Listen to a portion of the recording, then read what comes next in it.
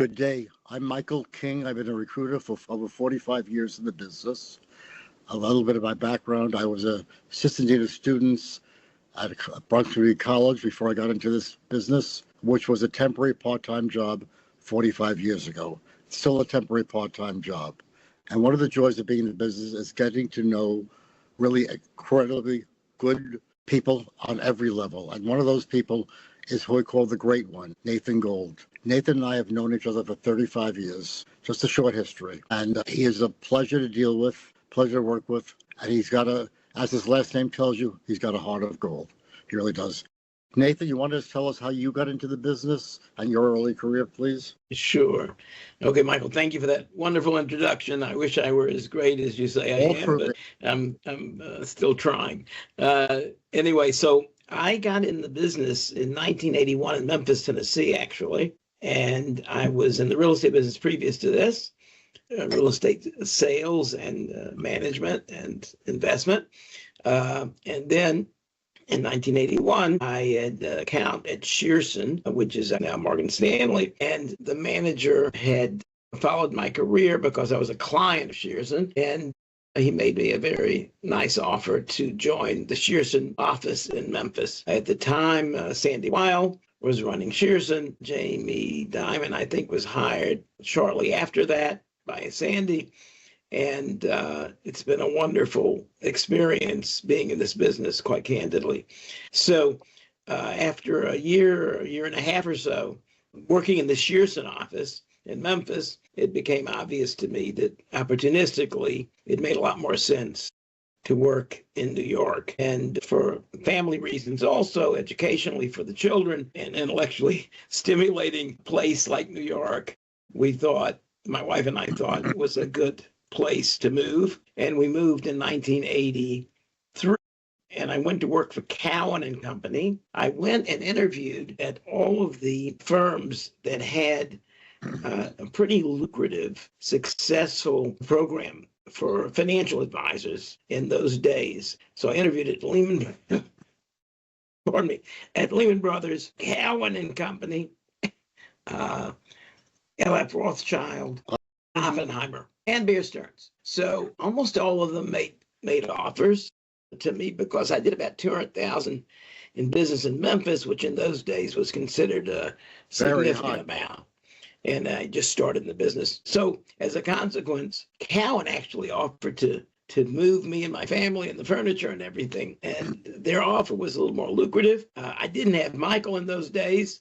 It was a bit of a mistake, and we'll talk about why.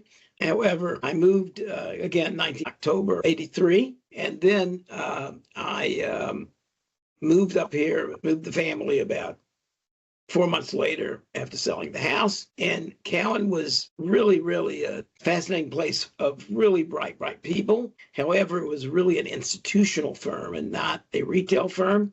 Right.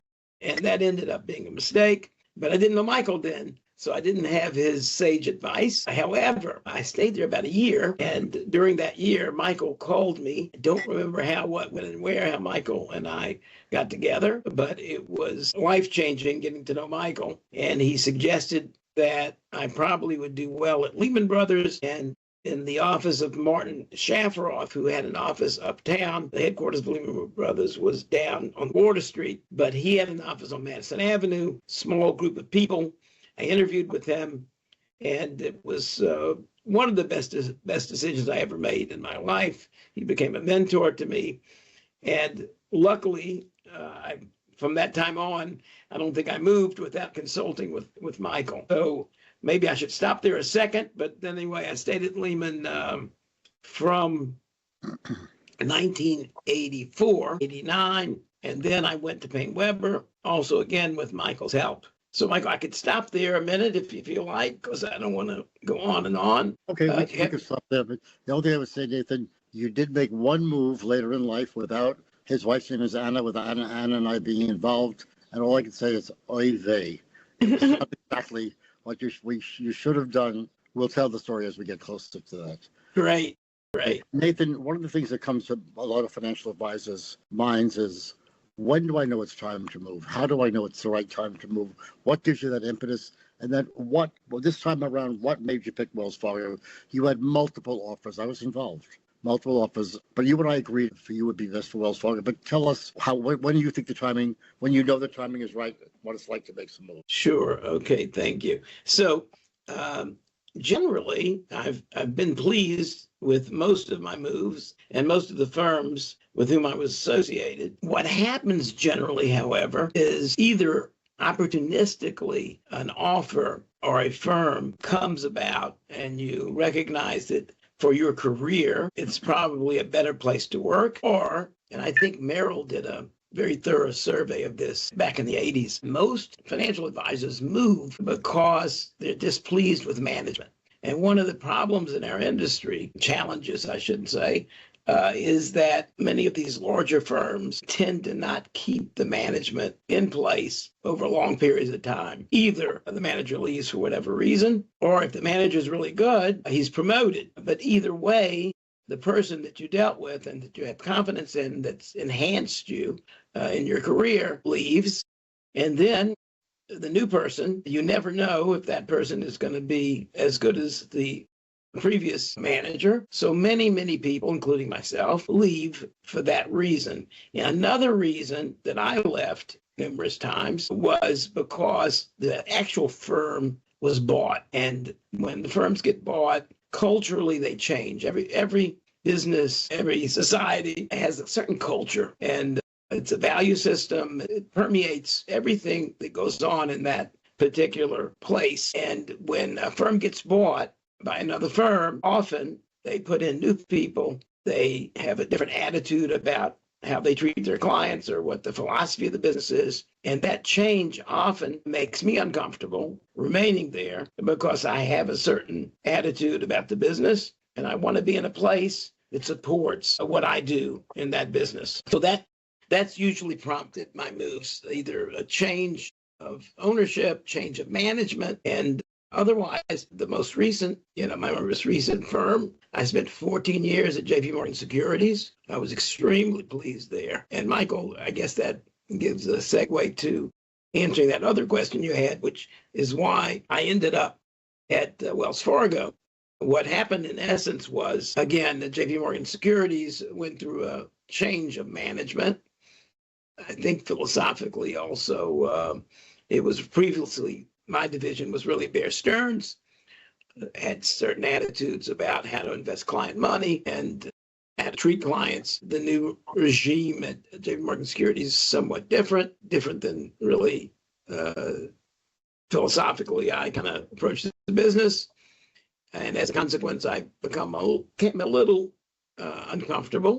And your management that runs Wells Fargo today, the top 3 people that I know, are all alumni of JP Morgan. So Barry Summers, who's enormously capable person who ran Bear Stearns when I first went there in 2008, was hired by Wells Fargo to run wealth management here. And they've actually moved the headquarters, I think, officially from San Francisco to Hudson Yards here in New York. And the firm is really, I call it the new JP Morgan. And yeah, I'm quite comfortable here, but because of that, because the management was my old management, Barry Summers actually hired me at Bear Stearns in 2008. It was only Bear Stearns for 2 weeks, and then it became JP Morgan. And Barry himself moved very quickly up the ladder to the point that he ran wealth management at JP Morgan. And then after a period of time, Wells Fargo hired him away. But I felt that I could be quite at home at Wells Fargo. And I consulted with Michael. I also consulted with Martin Shafroff before I came here. And don't forget your wife. And I was going to tell you, so one of the rules we made is we don't move unless we meet the manager and his wife and go out to dinner, which we went out with my great manager here, Michael Freeheid is his name. And this is basically a branch of the Wells Fargo Private Bank. I'm a financial advisor in this branch, but it's at the General Motors building, and its focus is high net worth clients, and the services provided here are quite broad, equivalent, or even better than JP Morgan. So I had enormous comfort coming here, and after consulting, of course, with Michael and Martin Shafroff, having dinner with the manager and his wife, with my wife, I made the decision to come here. I think one of the things you like was knowing the senior management and the flexibility that the firm had. I think you thought, and all the products you needed and services were met by picking Wells Fargo, if I remember correctly. Yes. And I liked the fact that this branch was a high net worth branch. So, all of the large firms, the Morgan Stanleys and the Merrill Lynch, UBS, we used to call them wire. I think we have 12,000 FAs. Morgan Stanley possibly 17,000. I don't know if those numbers have changed.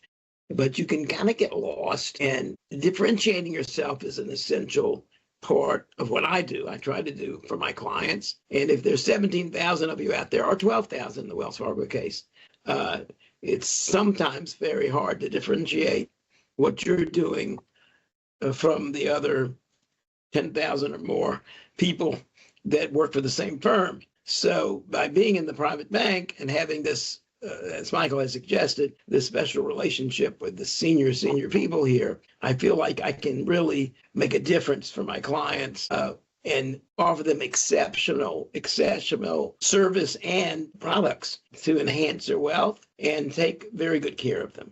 Well said, Nathan. Nathan, at some points in your career, you've worked with me, or maybe I don't think any other recruiters 40 years since then.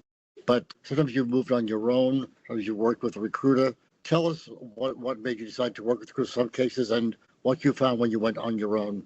Was there a difference? Forget me as a person, but let's talk about the whole idea of a recruiter versus on your own, and what you experienced yourself. Right. So, I've always, when I was in the real estate business, I was a broker, they were called. And I remember there were people that tried to sell their houses for sale by owner, which all of us probably have seen, to save that commission. I've always felt that it's always really intelligent to have a third party involved in transactions, because that third party, hopefully you get someone that's looking out for your good, can negotiate and find out, enable you to get information that you might not be able to get just directly from the seller or the firm. So that third party has your interest at heart. And if you don't have a third party and you're doing it all on your own, it can be somewhat challenging to really know what the real truth is. So the beauty of having the Michaels of the world, that third party, or a real estate broker when you're trying to sell your house, the beauty of having that third party enables you to make a decision with the help of someone unbiased. So people like Michael, or brokers in the real estate area, or any other type of transaction, if they are looking out for your interests, and Michael could get compensated by Morgan Stanley if I were to go there, or Merrill Lynch, or any other firm, he's not going to push me to go someplace that he doesn't think is what's best for me. And as I said, I never really moved because of the money that they're paying you to move. I don't think that's an intelligent reason to move, because in the long term, it's your career that's going to pay you more than any front-end bonus or anything else you're going to get. So you have to make the right decision as to what firm is going to do best for you and your clients. And the Michael Kings of the world, in essence, have your interests at heart, again, because Merrill will be happy to pay them if you go to Merrill or Morgan Stanley, UBS, or the other firms that are out there. So I always used, or tried to use, a headhunter, as Michael's profession is called. The times I didn't were rare, and that was when the firms reached out to me without a headhunter.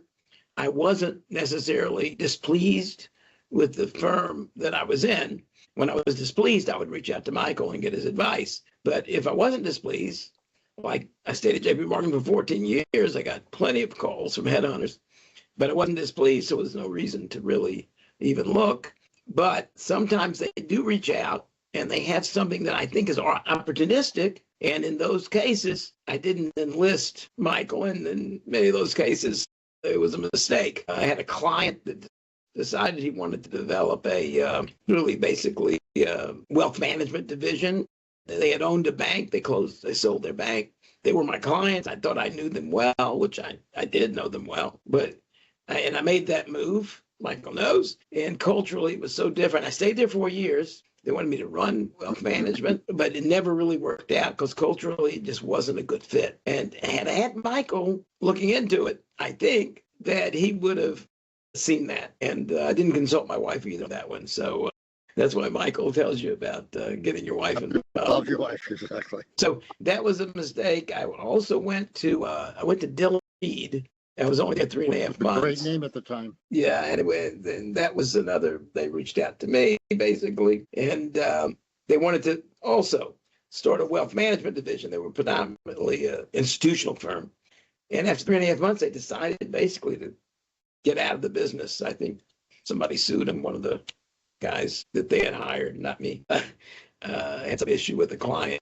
And they just decided they didn't think the risk was worth the reward of having retail. So that was a mistake because if it's not an established program, one of the things Barney Shafroff told me about moving to Wells Fargo is that they have 12,000 financial advisors. The likelihood is they're going to have great systems, great product, because they've got to service 12,000 people. You go to these smaller firms, sometimes they might not have the services that happen to be at Cowan, that first move, for what your client base needs. You said it very well. I think a couple of things to mention that might be helpful. When Nathan made the move to one of the very well-known foreign banks, wonderful reputation.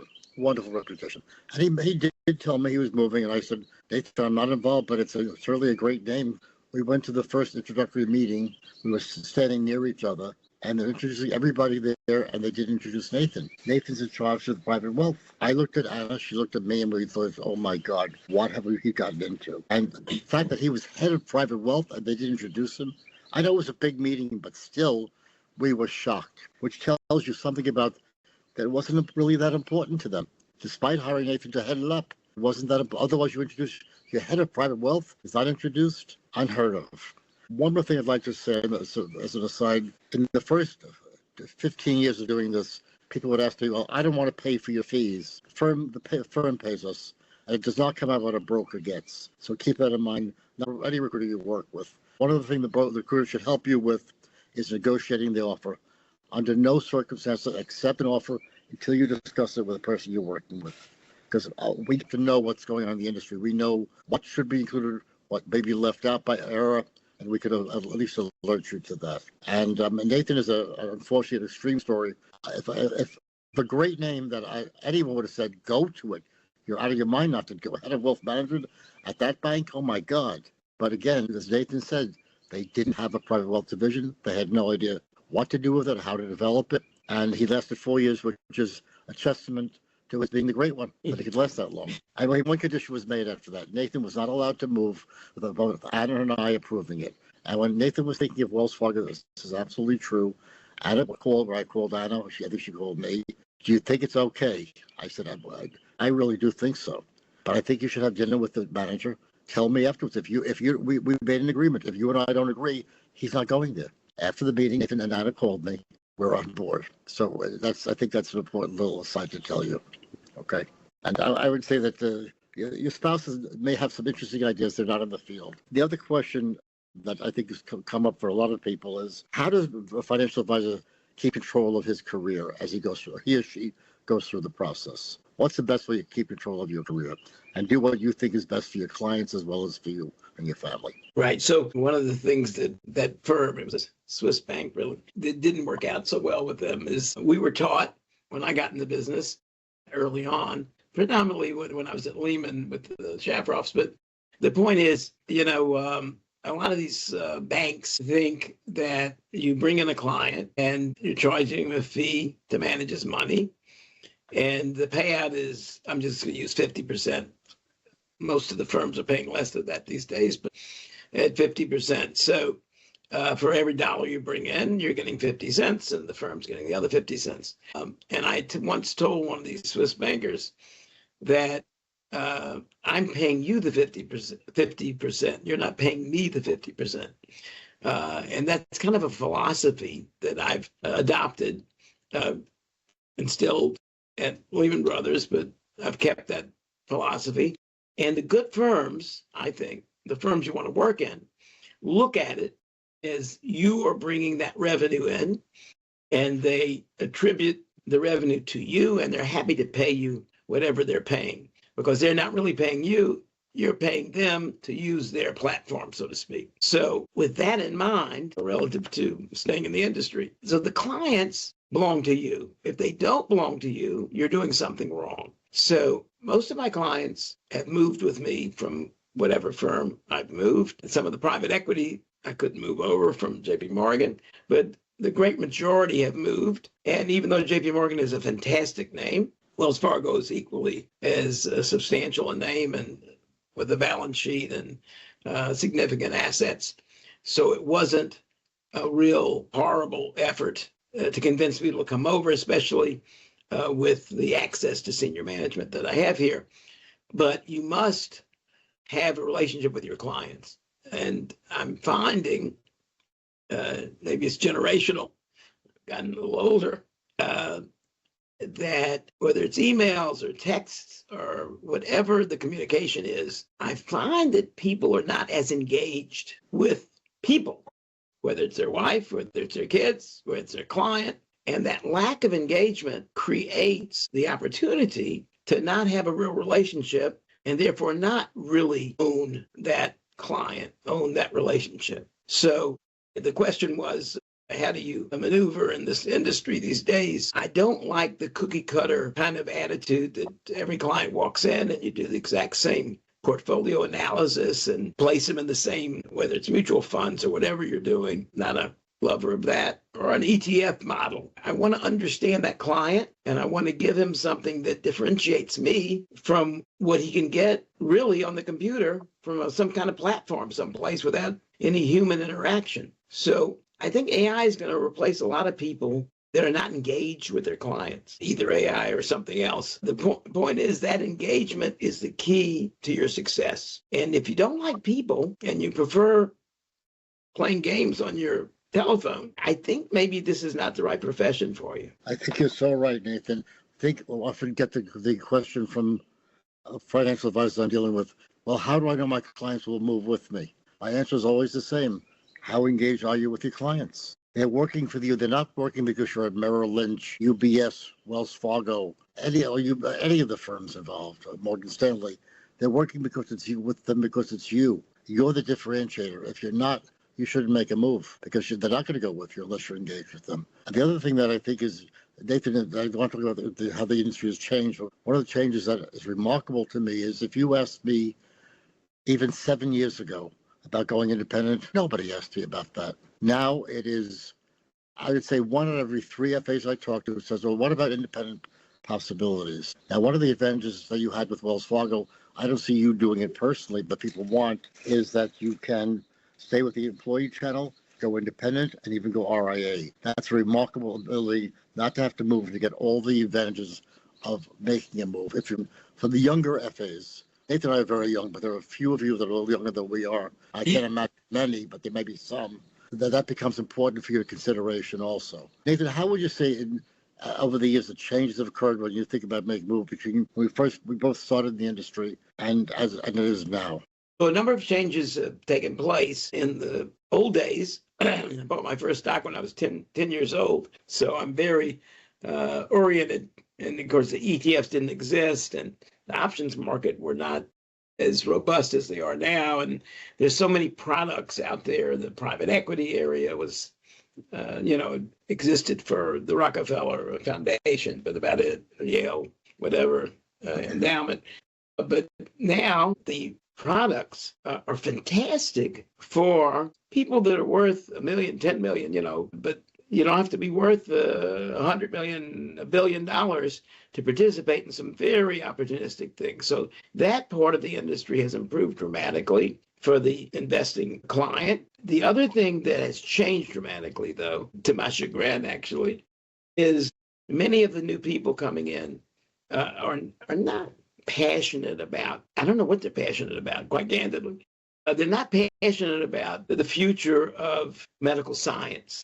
They're not passionate about the future of technology, AI, and they just kind of put the client in a robotic asset allocation model. And what I find with my clients anyway, and many of my clients are self-made, and some of it is inherited wealth as well, but they really want to hear what they're investing in.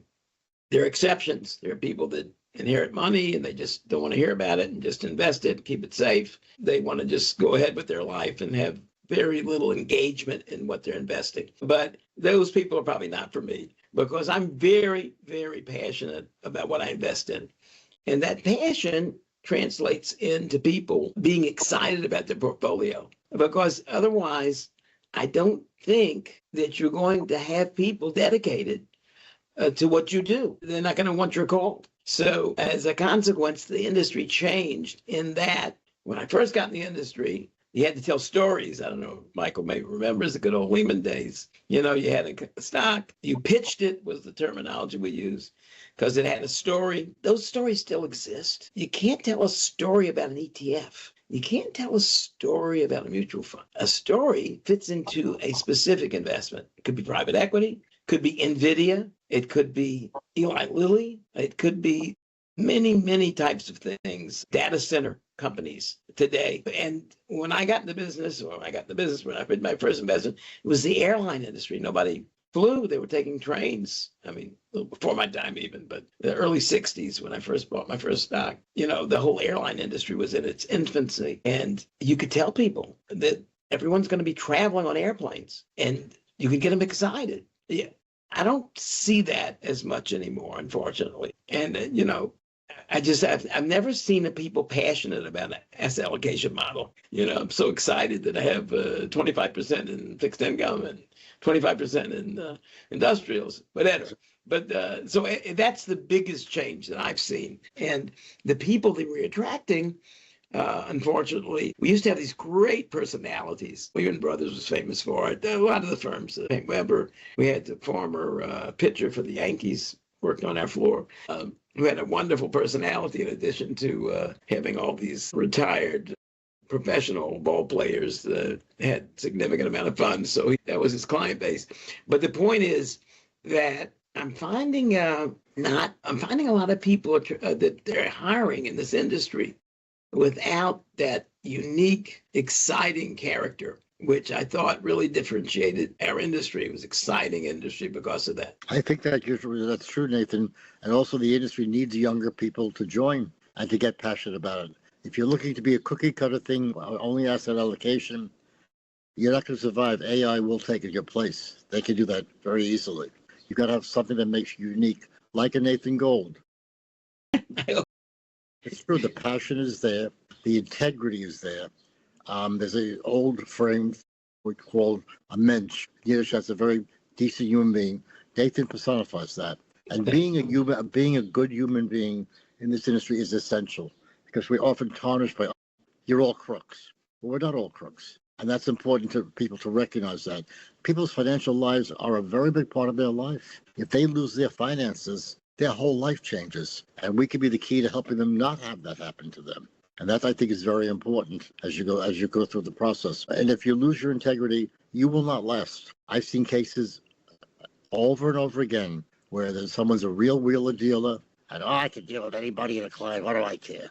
And they get burned eventually, and burned badly. And you don't want that to happen to you or to your client. Nathan, in summing up, anything you'd like to add to people for the industry that are coming in or otherwise? Yeah, well, I mean, I think the purpose of this interview, if that's what it's called, was really to focus on how, if you're intelligent about moving and intelligent about your career, you should enlist the help of a headhunter. Michael is, I think he calls me the great one. He's the greatest in the industry. I mean, he's quoted in the Wall Street Journal. He's quoted all over the place when they want to know about our industry.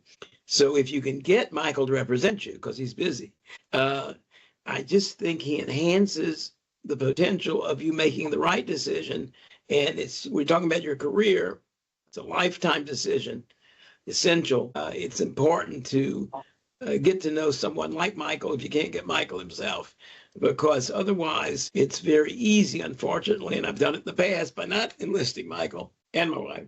It's easy to make a mistake. So I think in closing, I just want to share with everyone that's listening to this the importance of getting good, sincere, and broad advice. Michael knows everyone in the industry. Morgan Stanley, you name the firm, he's probably placed somebody there. And he really knows where the skeletons are in the closet. And he can make sure that you don't make that mistake. And he knows the opportunities and the firms that are really at the cutting edge, that are growing, and they're going to enhance your profession. So in closing, I just think that's a very important point to make. Thank you, Nathan. And my closing, I would just say this to you. There are a lot of good recruiters out there. There really are. The ones that come up with offers that sound unbelievable, they are unbelievable. Okay, I get brokers I deal with. I got a call and they can get me 600%. My answer to them is, take it, go. When things don't sound too good to be true, they are too good to be true. But good recruiters know what's out there and help you negotiate that. But if it's a wild offer that like you can't believe, just don't believe it. Okay, and also look up the people, the recruiters you're dealing with. Look them up online, on LinkedIn, see what you find out about them. If they've been in the business for a while, that's usually a good sign. See what you think would be best. Okay, and any questions you have, I'm always happy to talk to people. And as always, that's why I call him the Great One. He really is the Great One. We thank you all for listening. We hope we weren't too long-winded, and keep the faith. We are doing the same. Thank you. Thank you. Thank you, Michael.